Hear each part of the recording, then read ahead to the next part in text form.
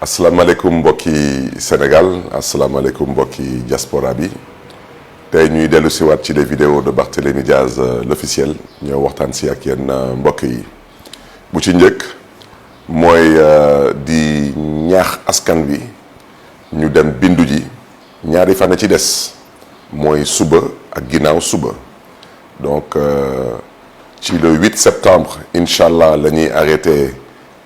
révision des listes yi moo xam ñu bëggoon dem bindu ji moo xam ñu bëggoon retirer seen carte d'électeur yi moo xam ñu bëggoon tamit changer lieu de vote ak ñoom seen di leen di ñaaxaat ngeen góorgóorlu bu leen xeeb ñaari fan yu des yi te ñu ngeen xam ne ni tamit ñoom la ñu yàlla booleel ñu daal di toggal la grande coalition Yewwi Askan Wi ci commission yi na ngeen gën a góorgóorlu ci seen taxawaay ngeen ànd ci ak pas-pas ànd ci ak Pastef parce que ñuñ ko seqal ay saay-saay lañu te ñoom seen pexe mooy jéem a xool nu ñuy dëppee kees kon nag lii di fulla lii di fayda lii di jom mooy ñu fa toogal opposition bi ci commission yi dañu bokk ndey bokk baay di sottante xalaat di bàyyante xel parce que saay-saay moom ala kuli al moom lay des saay-saay mooy jéem a xool rek nu muy waree nit ñi ndomb ak nu muy jéem a galgal lu ngeen xam ne ni mooy processus électoral bi bu ci des tamit ñaawlu bu baax a baax position état du Sénégal particulièrement position ministère de l'intérieur ak waa direction générale des élections ci taxawaay bu ñu jot a am ci processus de révision des listes électorales di ñaawlu tamit taxawaayu autorité déconcentrée yi moo xam ay sous-préfet lañu moo xam ay préfet lañu moo xam ay gouverneur lañu parce que wax dëgg yàlla nga nekk fonctionnaire du Sénégal ñu teg la ci place ci bërëb ndax nga mën a liggéeyal sa réew nga nekk ci parparloo loolu ñàkk jom du passé loolu bu ci des nag mbokk yi ngeen may ñu jaajëfee bu baax a baax askanu Guinée jaajëfee nag particulièrement l'armée guinéenne di leen di sargal di leen di jox seen wàccuwaay parce que lu ngeen def ak lu ngeen ko doxalee noonu la mooy loolu mooy bëgg sa réew mooy gëm sa réew wax naa ko di ko biiralaat nee na l'Afrique a besoin d'être libérée et l'Afrique va se libérer ngeen may ma nag mbokk yi ma am lu may wax ci nasaraan parce que loolu daanaka day dépasser frontière au Sénégal au-delà du fait que nous sommes aujourd'hui dans une dynamique de félicitations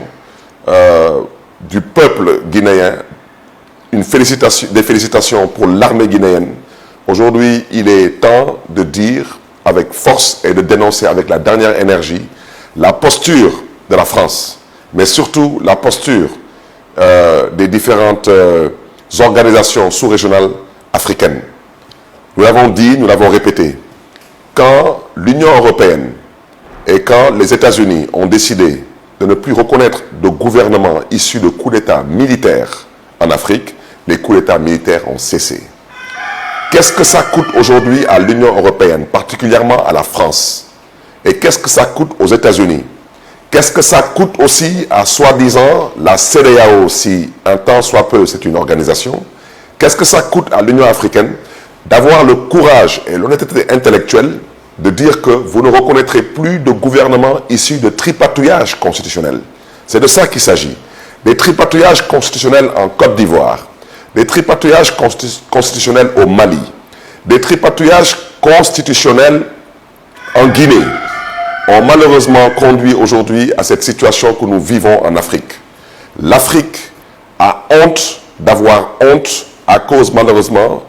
de certains égos personnels, de certains hommes politiques africains au pouvoir qui considèrent que c'est leur propriété privée. C'est la raison pour laquelle, aujourd'hui, en plus de féliciter le peuple guinéen, en plus de féliciter l'armée guinéenne, permettez-moi de réitérer cet appel envers l'Occident. Ayez le courage, ayez l'honnêteté intellectuelle de dire que vous n'allez plus reconnaître de gouvernement issu de tripatouillage constitutionnel. C'est ça la nouvelle forme de coup d'État aujourd'hui en Afrique. Et arrêtez de nous empoisonner l'existence avec vos hypocrisies qui consistent à sortir des torchons de communiqués pour dire que l'armée guinéenne doit rendre le pouvoir. L'armée guinéenne ne doit pas rendre le pouvoir parce que le premier qui a créé une instabilité en Guinée. Le premier qui aujourd'hui peut être accusé d'avoir fomenté un coup d'État en Guinée, c'est le président déchu, le président Alpha Condé, qui était en réalité une insulte pour la Guinée et une honte pour l'Afrique. Et c'est la raison pour laquelle nous réitérons toutes nos félicitations à l'armée guinéenne. Restez au pouvoir et rétablissez l'ordre. L'ordre démocratique, effectivement, doit revenir. Le pouvoir doit revenir aux civils. Mais nous avons l'obligation, le devoir de vous encourager et de vous féliciter. Et nous avons aussi la responsabilité de dénoncer la posture de la CEDEAO, de l'Union africaine et particulièrement de l'Élysée. Une posture honteuse, une posture malhonnête, une posture hypocrite, une posture qui constitue une insulte à toute l'intelligence des Africains. Et je ne terminerai pas sans dire que le troisième mandat est source de tension, de violence en Afrique. Et c'est inadmissible pour une république qui se respecte. Et je profite de l'occasion, bien sûr, pour rappeler au président Macky Sall, qui pense avoir le monopole de l'intelligence, que le troisième mandat aussi est banni au Sénégal. kon nag mbokk yi loolu dama ko bëggoon wax ci nasaraan parce que lu ñuy xeex wax naa ko di ko biralaat xeexuñu ko ngir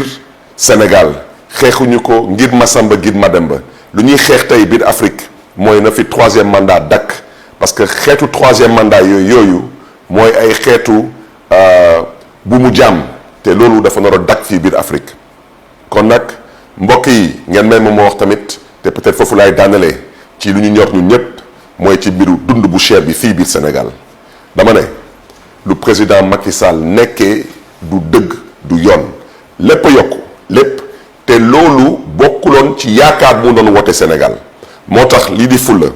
lii di fayda lii di jom lii di gëm sa bopp mooy taxaw tem je lance un appel moo xam ay syndicaliste ngeen moo xam ay activiste ngeen moo xam ay politiciens ngeen moo xam ay waa société civile ngeen moo xam bépp doomu Sénégal fu ngeen mënti doon ak fu ngeen mënti nekk ak lu ngeen mënti doon na ngeen góorgóorlu ba ngeen mën a répondre à l'appel du peuple parce que mobilisation la ñu soxla manifestation la ñu soxla ndax nguur gi ñu xam ne ni seen priorité mooy lu ñuy ñoom daanaka mooy avion yu ñuy jënd moo xam mooy ministère yu ñuy créer moo xam mooy tournée économique yu ñuy wootee nekk te mu doon ay tournée politique yu ñuy organiser loolu yëpp ñoom loolu moo leen ñor ñun lu ñu ñor mooy mën a yor suñu bopp yi ak mën a yor suñu ay njaboot kon nag lu fi des mooy jóg manifester et exiger la baisse des prix des denrées de première nécessité loolu du lu ñuy sàkku ci gouvernement bi du lu ñuy saraxu ci gouvernement bi du lu ñuy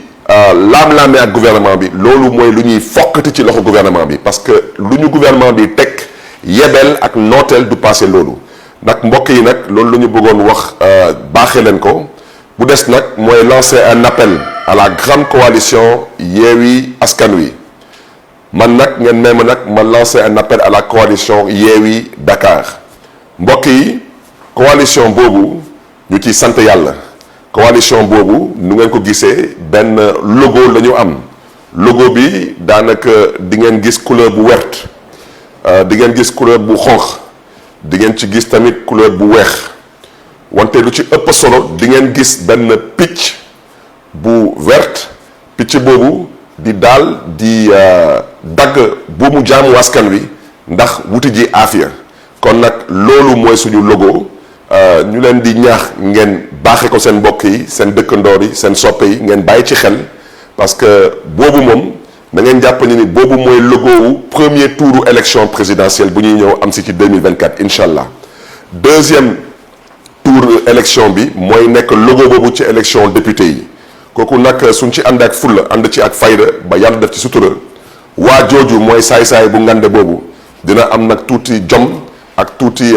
gëm yàlla ba xam ne ni que troisième mandat dañ koy tere Sénégal te suul pétrole ak gaz du ko tere xeeñ kon nag mbokk yi dox mbokk yi ñu ngi leen di ci invité di leen di ñaax suñuy dugg ci gox yi ak ci gox-goxaat yi ngeen génn wane seen pas-pas wane seen pasteef mën ñu dugal ci seen koñ yi mën ñu dugal ci seen kër yi mën ñu dugal ci seen grand place yi ndax ñu mën a waxtaan ak mbokk yi waxtaan ak soppe yi waxtaan ak dëkkandoor yi ba lu fi nekk mooy daanaka natt bu ñu yàlla teg xam ngeen fu may waxee natt boobu ñu mën ko fi jëlee ni mu gën a gaawee di leen di ñaax nag ngeen gën a góorgóorlu ci taxawaay bi di leen di ñaanal tamit yàlla na leen yàlla teggil mbas bu fi nekk te yàlla na yàlla yokk suturu Sénégal te xeb dolli jërë ngeen jëf mbokk yi.